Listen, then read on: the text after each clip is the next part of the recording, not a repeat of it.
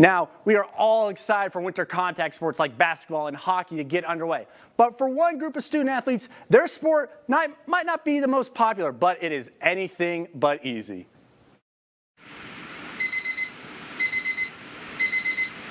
It's time to get to work, even before the sun is up for a certain group of competitors. And after rolling out of bed finally, no matter what the weather conditions are, these student athletes head to practice. And their field isn't 100 yards long, 94 feet of hardwood, shaped like a diamond, or even made out of clay. It's actually 25 yards long and 10 feet deep and full of chlorine. Swimming is the 16th most popular sport in the world and peaks around the Olympic Games with some of the most recognizable athletes in the world like Michael Phelps and Ryan Lochte.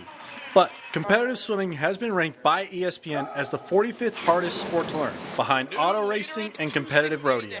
People assume that it's pretty easy. It's a really hard sport.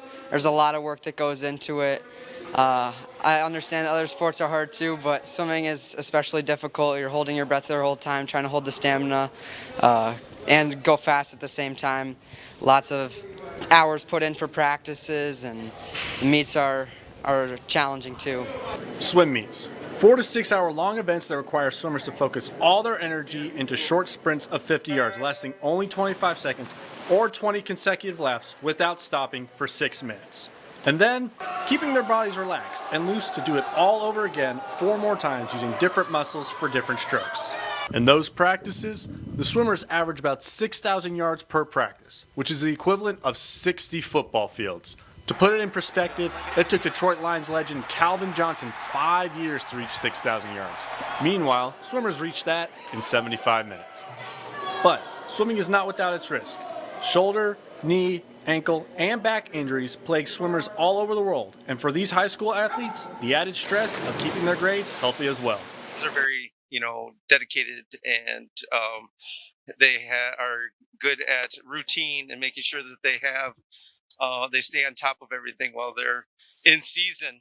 So I've been very lucky throughout the years to have student athletes, student first, really focus on just those things while they're in season.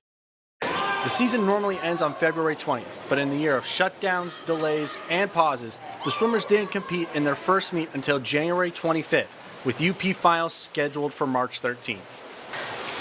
I've been swimming for so long because it's a reward. Like when you're able to drop time at meets and push yourself, it gives some kind of reward to you. The grind never stops for these athletes. The hours of practices for 7 minutes of actual racing, sore shoulders, tired eyes, and not being able to walk after swimming all 4 strokes in 2 minutes.